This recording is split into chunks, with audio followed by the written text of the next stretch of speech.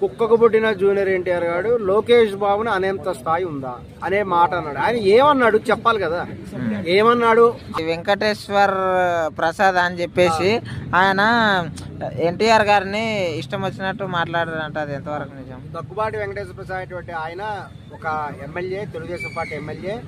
ఆయన ఒక తెలుగుదేశం యొక్క ఎన్టీఆర్ గారి అభిమానులు ఒకళ్ళతో కూడా మొబైల్లో మాట్లాడడం జరిగింది. అందులో స్పష్టంగా తాను చెప్పడం జరిగింది, వార్ 2 సినిమాని తొక్కివేయడానికి ప్రయత్నం కూడా చేస్తున్నారు. ఇందులో ఆయన స్పష్టంగా కూడా జూనియర్ ఎన్టీఆర్ గారిని అత్యంత దారుణమైన పదజాలంతో కూడా మాట్లాడడం జరిగింది.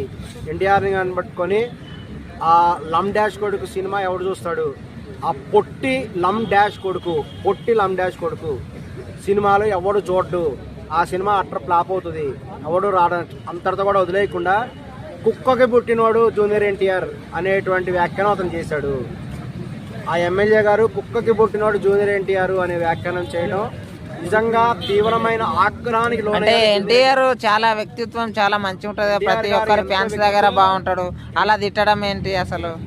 ఆ విధమైన పదజాలం మీద ఎన్టీఆర్ గారి మీద ఈ రోజు తెలుగుదేశం పార్టీలో కొంతమంది ప్రచారం చేస్తున్నారు.